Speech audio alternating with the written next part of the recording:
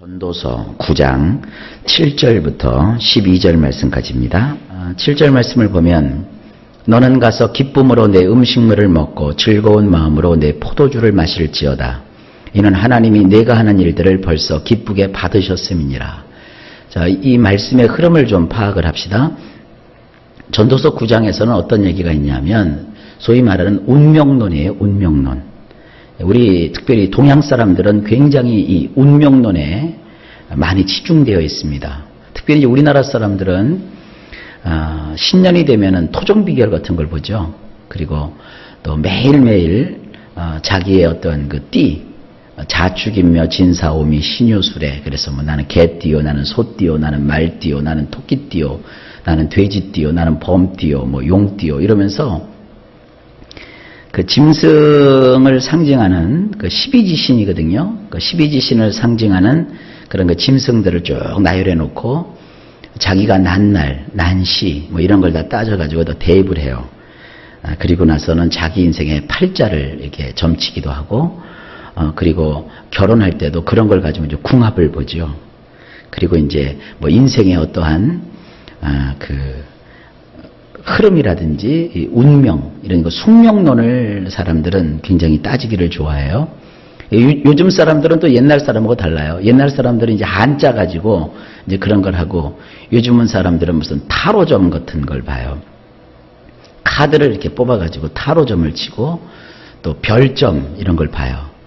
옛날 그 고대로부터 페르시아 쪽에서 내려왔던 별점이라는 게 있는데 사람마다 그 생년월일을 가지고 이렇게 그 별을 또 별자리를 이렇게 비교하고 대요해서 자기 운명은 어떨 것이다 이렇게 얘기를 해요. 근데 그런 걸 보면 일부는 맞아요. 그러니까 사람들이 그걸 자꾸 하는 거예요. 그리고 맞지 않더라도 궁금한 거예요. 그래서 뭐 내용은 다 그런 거예요. 여름에 물 조심하고 겨울에 불 조심하고 세상 살면서 사람 조심하고 뭐 그런 것이죠.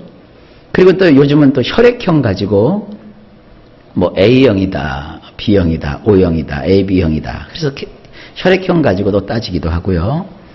뭐 전에 제가 뭐 기질론을 좀 했죠. 뭐 담즙질이다, 뭐 이렇게 점액질이다, 흑담즙질이다, 뭐 이런 식으로 하면서 사람을 비교하기도 하고. 그러니까 이제 그 모든 내용들의 그 요지가 뭐냐면 사람이 자기 운명을 타고났다는 거죠. 자기 운명을 가지고 세상을 사는데 나쁜 것은 이렇게 자꾸 억제하고 좋은 것은 살리자 그런 취지라고요. 근데 하나님 말씀은 굉장히 엄하십니다. 첫째, 시간 가지고 너의 운명을 점치지 말라. 시간 가지고. 그리고 이 세상의 어떠한 법도나 하늘과 땅과 이 온 우주에 있는 어떤 만물을 이치를 따져서 네가 거기에 내 운명을 걸지 말아라. 오직 인간의 생사화복 주도권은 하나님이 주고 계시니 너희는 다만 그분을 바라보라. 그러니까 제가 그러죠. 재미로라도 점 보지 마세요. 재미로라도 궁합 보지 마세요. 재미로라도 타로점이나 뭐 이런 그 궁점 뭐 이런 걸 보지 마세요. 오늘 이 전도서 9장은요. 모든 인간은 뭐 이렇게 태어났든 저렇게 태어났든 생년월일이 어떻든 저떻든 혈액형이 어떻든 저떻든 기질이 어떻든 저떻든 모든 사람이 다 겪는 일들이 있다는 거예요. 그 모든 사람이 겪는 일을 지금 쭉 나열하고 있어요. 그러면서 이제 7절부터는 그러면 어떻게 너희가 살아가야 되느냐. 운명 상관없이 궁합 같은 거 상관없이 소위 말하는 네가 이 세상 살아가는데 겪게 되는 가지고 나왔다는 그 숙명에 상관없이 너는 어떻게 인생을 살아가야 되느냐. 지금 그걸 얘기하고 있는 겁니다. 자, 원문으로 보면은 7절 가서 내 양식을 즐겁게 먹으라. 내 포도주를 유쾌한 마음으로 마시라. 왜냐하면 이미 엘로힘께서 네게 한 행동들을 기쁘게 받으셨기 때문이니라. 네 개가 아니라 내가 한 행동들을 기쁘게 받으셨기 때문이니라. 여기 보면 양식이 나와요. 내 양식. 포도주가 나와요. 내 포도주. 그리고 행동이 나와요. 내가 한 행동. 이 세상은요. 내가 중요한 거예요. 내가 열심히 노력해서 내가 먹을 양식을 준비하고 내가 마실 포도주를 준비하고 내가 책임을 가지고 행동을 하는 거죠. 가서 근데 양식을 먹을 때 어떻게 먹으라? 네가 한 그 양식을 먹을 때 즐겁게 먹으라 이게 즐겁게. 여러분 인생은 즐겁게 살아라고 주님은 말하고 있어요. 포도주를 마시되 유쾌한 마음으로 그 포도주를 마시라는 거예요. 대개 이제 이렇게 얘기하면 이런 분들이 있어요. 목사님 즐거워야 즐겁죠. 유쾌해야 유쾌하죠. 그게 지혜예요. 어쨌든 여러분들이 즐거움을 찾고 어쨌든 여러분들이 유쾌한 인생을 살도록 노력하고 힘써야 되죠. 왜냐하면 이미 엘로힘께서 내가 한 행동들을 기쁘게 받으셨기 때문이니라.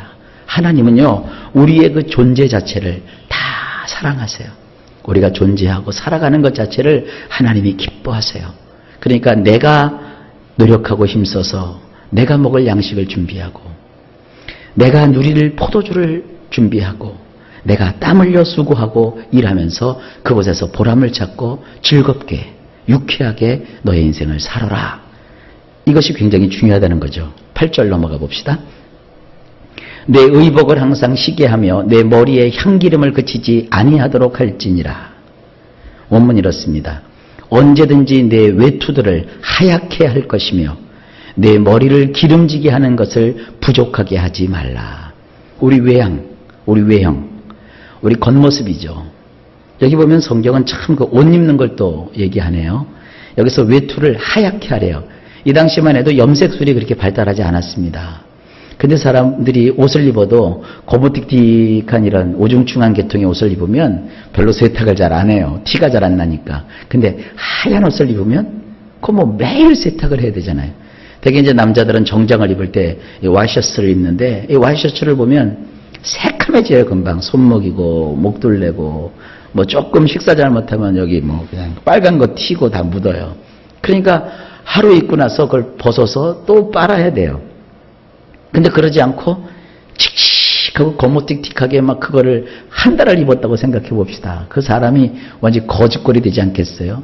옛날에 유대인들은요 그 하얀 옷들을 입었는데 그걸 이게 게으르면은 시커멓게 하고 다닌다고요.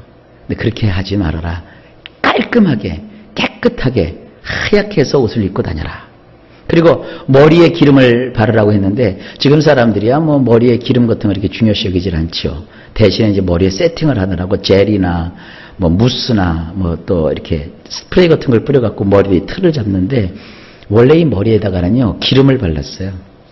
옛날 분들도 왜 그 참빗 아세요? 그 참빗도 이렇게 빗을 때마다 기름 묻혀갖고 그 참기름인지 들기름인지 무슨 기름을 이렇게 묻혀갖고 머리를 반듯하게 단정하게 잡았다고요. 그거는 어쩌다 한 번씩 하면 안 됩니다. 물론 머리 같은 거 안 감으면 한 일주일 되면 머리가 떡이 지는데 그런 거 말고 머리를 단정하게 빗어가지고 틀을 잡는 이게 요즘식으로 얘기하면 깔끔하고 깨끗하게 살으라는 거예요. 이왕이면 우리가 세상을 살 때 깔끔하게 옷 입고 깨끗하고 단정하게 자기를 치장하며 사는 것 이게 인생의 기쁨이에요. 예수 믿으면서 그냥 막 되바라지게 살고 대충 살고 이거보다는 깔끔하게 있으면 있는 대로 없으면 없는 대로 깔끔하게 그리고 단정하게 이렇게 살아가라. 이것도 인생의 또 하나의 사는 방법이다. 9절 내 헛된 평생의 모든 날 곧 하나님이 해 아래에서 내게 주신 모든 헛된 날에 내가 사랑하는 아내와 함께 즐겁게 살지어다. 그것이 내가 평생의 해 아래에서 수고하고 얻은 내 몫이니라. 원문이 이렇게 되어 있어요. 내가 사랑하는 아내와 함께 살만 나게 사는 것을 보라. 태양 아래에 있을 때 그가 너에게 주신 그 모든 날들이 살만 나게 살아도 해벨한 것이니 말이다. 실로 그것은 살만 나게 살기 위한 내 몫이니라. 내가 태양 아래에서 노동하는 그 노동 안에서 말이다. 우리 성경하고는 조금 이렇게 뉘앙스가 다르죠? 이 원문이 더 강력한 뉘앙스를 가지고 있어요. 원문을 다시 한번 쭉 풀어볼까요? 내가 사랑하는 아내와 함께 살만 나게 사는 것을 보도록 해라.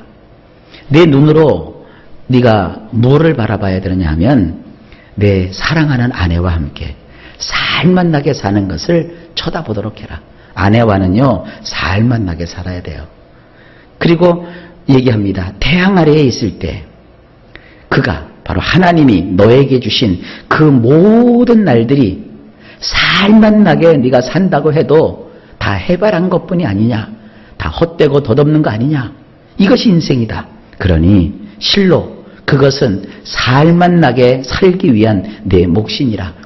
아내라고 하는 존재는 남자에게 있어서 이 헛된 인생, 가치가 없고 무의미한 인생 속에 하나님께서 그나마 그래도 살만 나게 살 수 있도록 하나님이 너에게 허락해 주신 내 몫이라는 거예요. 그러니까 아내는 나의 몫이요, 나에게 주신 몫인데 내가 마음대로 하겠어요? 그럼 말도 안 되는 거죠. 여러분, 예를 들어서 어떤 사람이 여러분 몫으로 한 1억 원을 주셨다고 합시다. 1억이라는 돈을 줬어요. 어마어마한 돈이죠. 근데 아이고 이거 별것도 아니야, 그러면서 그 1억이라는 돈을 하찮게 여겨보십시오. 그러면 그 인생에 1억이 주는 그 가치를 누리지 못한다고요. 그런데 그 1억 원이라는 돈이 이 얼마나 소중한 돈인가. 내가 노력하고 땀 흘려 일하지도 않았는데 1억이라는 돈이 주어졌다. 이 돈을 정말 값어치 있게 써야 되겠다. 그러면 그 사람은 1억 원 넘는 가치를 그 1억 원이라는 돈을 가지고 얻을 수 있는 거예요. 아내를 생각할 때도 마찬가지입니다. 아내가 어떤 사람에게는 평생에 100억의 가치가 있을 수도 있고 1000억의 가치가 있을 수 있어요. 그런데 그렇게 소중하고 귀한 아내를 하찮게 여깁니다. 아유, 내 아내 별것도 아니야. 아이고, 왜 내가 저런 여자를 만났을까? 아유, 왜 저 여자는 저럴까? 그 사람은 인생을 비참하게 살 수밖에 없어요. 그러나 내 아내는 하나님이 이 세상 그렇지 않아도 살만 나게 산다고 노력하고 했어도 헛된 인생인데 이 인생 가운데서 나로 하여금 살만 나는 인생을 살 수 있도록 하나님이 나에게 맡겨주신 나의 분깃이다. 그 아내를 사랑하고 그 아내를 좋아하고 그 아내를 기쁘게 해주고 그 아내와 더불어 살아라. 이것이 인생을 잘 사는 것이다. 그러면서 뭐라고 얘기하느냐면 네가 태양 아래에서 노동하는 그 노동 안에서 말이다. 노동하는데도 이유가 있는 거예요. 자식을 위해서 노동하는 것도 있고 자기 어떤 사업을 불리려는 그 목적으로 노동하는 경우도 있지만 여기서는 우리의 노동의 가치가 뭐예요? 내가 땀 흘려 수고해서 내 아내가 살만 나게 나와 함께 살 수 있도록 그렇게 이 노동이 가치가 있는 것이다. 그렇게 살아가라는 거예요. 이 얼마나 하나님이 자상하게 우리에게 말씀하고 있습니까? 남자에게 있어서 아내는 하나님이 인생을 살만 나게 폼나게 멋지게 살 수 있도록 주신 그에게 허락된 몫이에요. 그러니까 남편들이 아내를 귀하게 여기고 땀 흘려 수고하고 힘써서 아내와 더불어 살아간다. 이것이 성경을 통해서 주님이 주신 그런 마음입니다. 자, 그 다음에 10절로 넘어갑시다. 내 손이 이를 얻는 대로 힘을 다하여 할지어다. 내가 장차 들어갈 스올에는 일도 없고 계획도 없고 지식도 없고 지혜도 없음이니라. 원문이 이렇게 되어 있어요. 전적으로 내 손으로 일할 수 있는 것을 찾아서 내 능력껏 일하라. 왜냐하면 내가 가야 할 그곳 스올 속에는 일도 계획도 지식도 지혜도 없기 때문이니라. 스올이라고 하는 것은 무덤을 뜻합니다. 무덤. 우리는 결국 다 무덤으로 들어가잖아요. 여기서 안 죽을 사람이 있어요? 손 들어보세요. 우린 다 언젠간 죽어요. 죽게 되면 일도 없고요. 거긴 계획하는 것도 없고요. 지식도 없고요. 지혜도 없대요. 이 죽음에 대해서 하나님이 이렇게 말씀하세요. 그러니 살아있는 동안 전적으로 내 손으로 일할 수 있는 것을 찾아서 내 능력껏 일하라. 여러분, 일할 수 있다는 거, 이건 우리가 살아있다는 증거입니다. 살아있는 동안 우리가 능력껏 일해야 돼요. 이게 인생을 제대로 살아가는 방법입니다. 11절. 내가 다시 해 아래에서 보니 빠른 경주자들이라고 선착하는 것이 아니며 용사들이라고 전쟁에 승리하는 것이 아니며 지혜자들이라고 음식물을 얻는 것도 아니며 명철자들이라고 재물을 얻는 것도 아니며 지식인들이라고 은총을 입는 것이 아니니 이는 시기와 기회는 그들 모두에게 임함이니라. 원문을 보면 이렇습니다. 내가 돌아서서 태양 아래를 보았노라.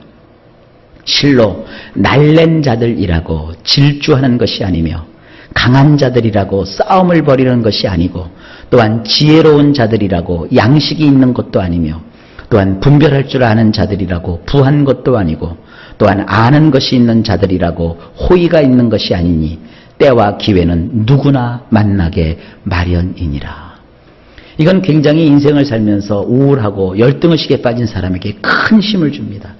실력 갖추고 좋은 학교 나오고 문벌이 좋고 부모에게 물려받은 유산이 넘치고 사람이 성격이 좋다고 해서 다 잘 되는 거 아니에요.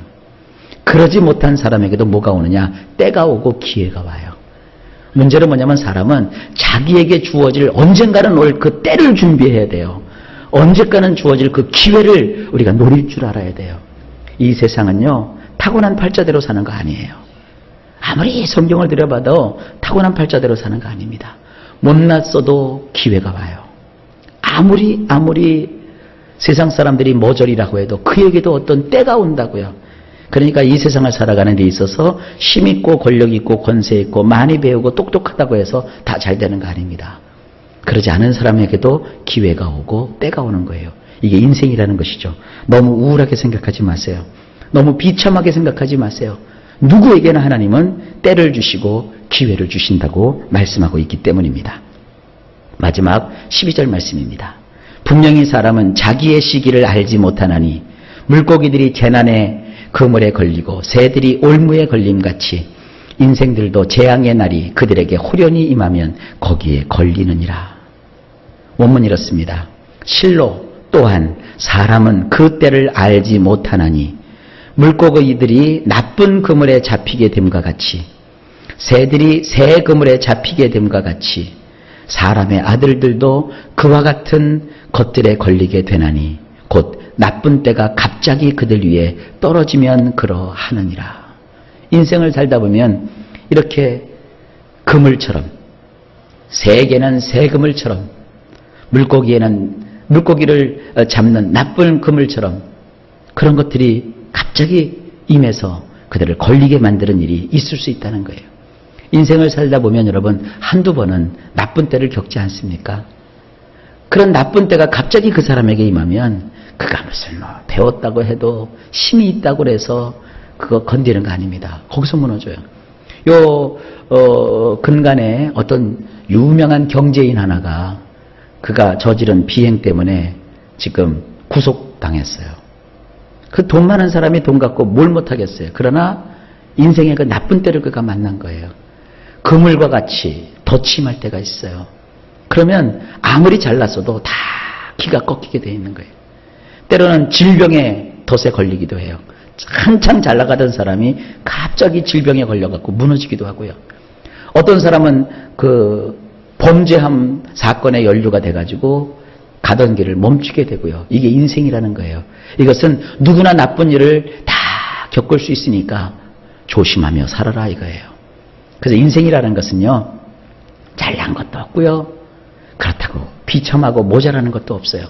다 우리 인생을 누가 인도하시는 거예요? 하나님 인도하시는 거예요. 오늘 말씀은 그렇죠. 내가 일할 수 있는 것을 찾아라 이거예요. 그래서 일할 수 있을 때 일해라.